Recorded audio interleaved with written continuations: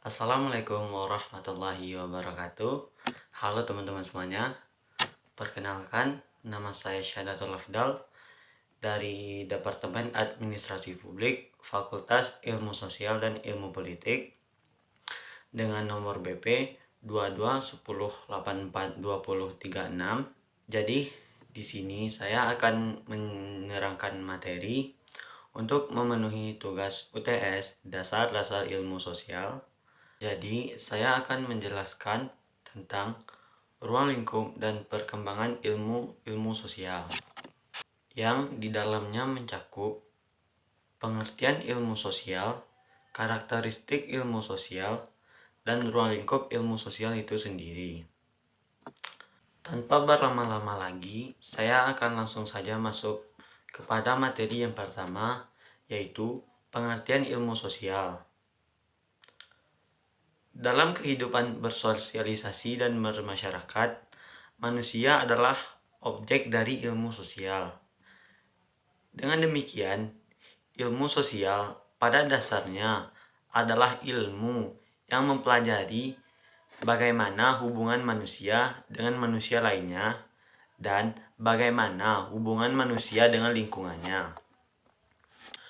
Ilmu sosial sangat dibutuhkan dan berguna bagi kehidupan manusia dalam menjalani hidupnya, dikarenakan masalah-masalah yang ada pada lingkungan masyarakat dapat diselesaikan dengan ilmu sosial. Atas dasar itulah, ilmu sosial dan ilmu alam sangat berbeda dalam segi objek dan perannya, karena gejala sosial yang bermacam-macam. Untuk memahami hal tersebut membutuhkan lebih dari satu hal. Hal inilah yang menyebabkan terjadinya cabang-cabang ilmu sosial yang menjadi kajian utama dasar-dasar ilmu sosial. Baiklah, saya juga akan menjelaskan pengertian ilmu sosial menurut beberapa ahli. Yang pertama, menurut Ahmad Sanusi, ilmu sosial terdiri dari disiplin ilmu pengetahuan sosial yang bertaraf akademis dan biasanya dipelajari pada tingkat perguruan tinggi. Kedua, menurut Peter Herman, ilmu sosial adalah sesuatu yang dipahami sebagai suatu perbedaan namun tetap merupakan sebagai satu kesatuan. Ketiga, menurut Gross, ilmu sosial merupakan disiplin ilmu intelektual yang mempelajari manusia sebagai makhluk sosial secara ilmiah, memusatkan pada manusia sebagai anggota masyarakat dan pada kelompok atau masyarakat yang ia bentuk. Baiklah, sekian dari pengertian ilmu sosial. Mari kita lanjut kepada materi berikutnya, yaitu karakteristik ilmu sosial. Ada beberapa karakteristik ilmu-ilmu sosial, di antaranya 1. Batang tubuh disiplin berisikan bermacam teori dan generalisasi yang handal dan kuat serta dapat diuji tingkat kebenarannya. 2. Batang tubuh disiplin ilmu-ilmu sosial disebut juga struktur disiplin ilmu atau fundamental ide. 3. Berbagai disiplin ilmu-ilmu sosial yang diorganisasikan secara sistematis dan ilmiah. 4. Teori dan generalisasi dalam struktur disebut pula pengetahuan yang dicapai lewat pendekatan konseptual dan sintetis, yaitu lewat proses bertanya, hipotesis, dan pengumpulan data. Menurut Astawa, ilmu sosial adalah ilmu yang mempelajari manusia di masyarakat dan mempelajari manusia sebagai anggota masyarakat. Ada beberapa ilmu sosial yang juga menjadi sumber IPS atau ilmu pengetahuan sosial. 1. Konsep dasar sosiologi. Konsep dasar yang berkaitan dengan sosiologi, yang dimana sosiologi dipahami sebagai ilmu secara ilmiah terhadap lingkungan sosial. Objek studi sosiologi antara lain: 1. Sekumpulan manusia yang hidup bersama dalam waktu yang lama. 2. Merupakan satu kesatuan. 3. Memiliki sistem hidup bersama yang melahirkan budaya, norma, dan nilai yang berlaku. 2. Konsep dasar antropologi. Sebagaimana ilmu-ilmu sosial lainnya, penggunaan konsep dalam antropologi adalah penting karena pengembangan konsep yang terdefinisikan dengan baik merupakan tujuan dari setiap disiplin ilmu. Menurut Casing, yang mengemukakan tidak ada dua ahli antropologi yang mempunyai pendapat sama persis atau penggunaan simbol-simbol atau konsep-konsep yang sama. Terdapat 7 kelompok pengertian kebudayaan, yaitu 1. Kelompok kebudayaan sebagai keseluruhan kompleks kehidupan manusia. 2. Kelompok kebudayaan sebagai warisan sosial atau tradisi. 3. Kelompok kebudayaan sebagai cara dan aturan termasuk cita-cita, nilai-nilai, dan kelakuan. 4. Kelompok kebudayaan sebagai berkaitan dalam proses-proses psikologi. 5. Kelompok kebudayaan sebagai struktur atau pola-pola organisasi kebudayaan. 6. Kelompok kebudayaan sebagai hasil perbuatan atau kecerdasan manusia. 7. Kelompok kebudayaan sebagai sistem simbol. Adapun beberapa contoh konsep antropologi yaitu daerah budaya, enskultrasi, difusi, akulturasi, etnosentrisme, dan tradisi. 3. Konsep dasar ilmu ekonomi. Konsep dasar yang berhubungan dengan kebutuhan perekonomian manusia dan upaya-upaya untuk memenuhi kebutuhan manusia untuk mencapai kemakmuran. Objek kajian ilmu ekonomi yaitu keseluruhan kegiatan perekonomian manusia. Pembagian ilmu ekonomi. 1. Ekonomi deskriptif. Ekonomi deskriptif atau ekonomi lukisan adalah ekonomi yang menggambarkan kejadian-kejadian atau mengumpulkan fakta-fakta ekonomi yang berhubungan dengan suatu topik tertentu tanpa mengambil suatu kesimpulan. 2. Teori ekonomi. Teori ekonomi atau analisis ekonomi yaitu ilmu ekonomi yang berusaha untuk menerangkan, menganalisis, dan menguraikan kejadian-kejadian ekonomi dan mengambil kesimpulannya berupa prinsip-prinsip atau detail-detail ekonomi tertentu. Teori ekonomi terbagi atas teori ekonomi mikro dan teori ekonomi makro. Ekonomi makro adalah bagian dari ilmu ekonomi secara khusus mempelajari mekanisme kerja perekonomian secara keseluruhan.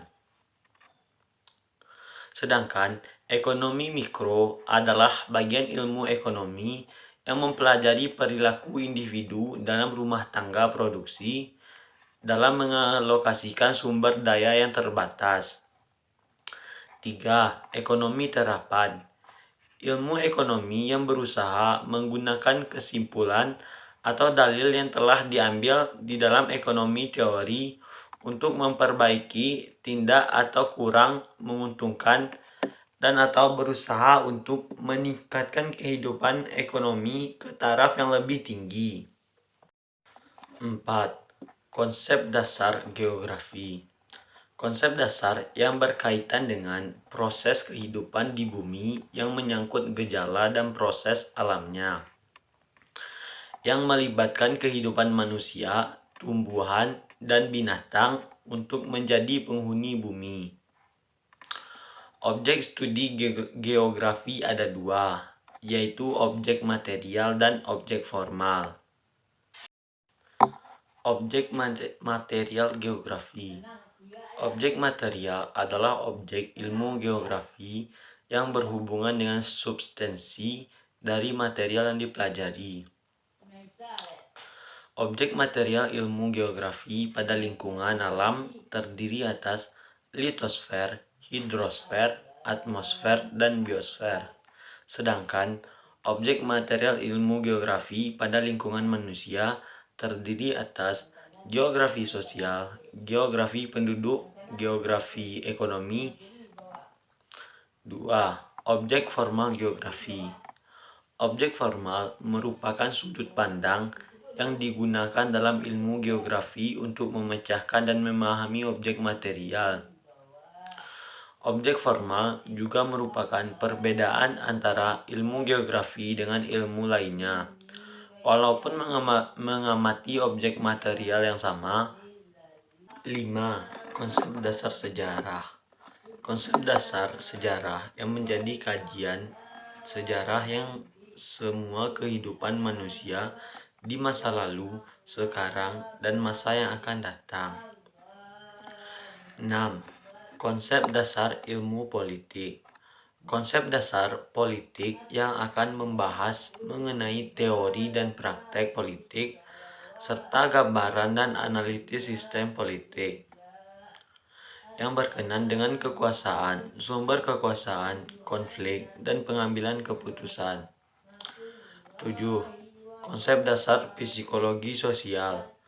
Konsep dasar psikologi sosial berkenaan dengan proses mental dan pengaruhnya terhadap perilaku, yaitu gejala dan kejiwaan manusia. Sekian materi yang dapat saya paparkan tentang karakteristik ilmu sosial. Baiklah, saya akan menjelaskan materi selanjutnya, yaitu ruang lingkup ilmu sosial. Segala aspek kehidupan manusia yang ada dalam masyarakat merupakan ruang lingkup ilmu sosial, sehingga dapat dikatakan bahwa semua kehidupan dari manusia merupakan objek dari ilmu sosial. Beberapa ahli seperti Wellstra dan Brown membagi ilmu sosial menjadi beberapa cabang seperti sosiologi, antropologi, ekonomi, sejarah, psikologi, hukum, dan ilmu politik.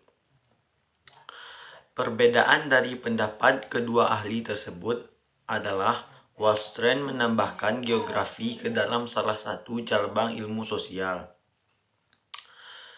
Menurut pandangan Wellstra dan Brown, maka ilmu sosial dapat dibagi menjadi beberapa cabang, yaitu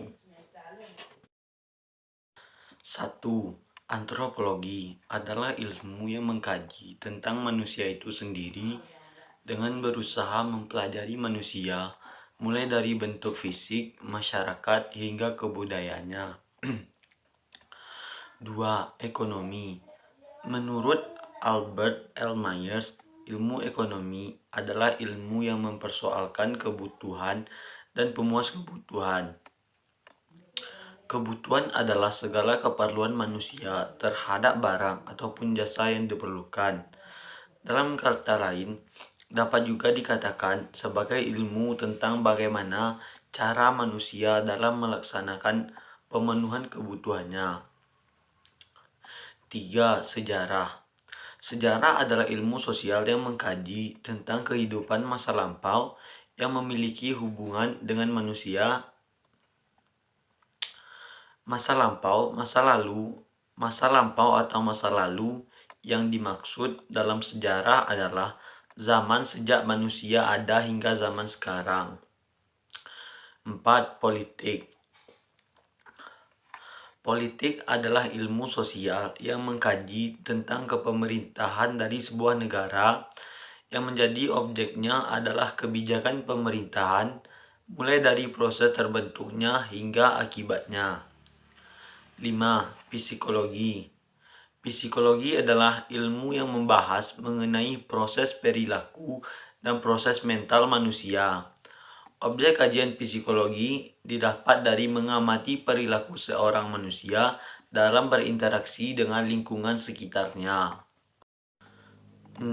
Sosiologi membahas tentang manusia yang merupakan makhluk sosial yang tidak dapat hidup sendiri dan pasti membutuhkan manusia lainnya untuk bertahan hidup.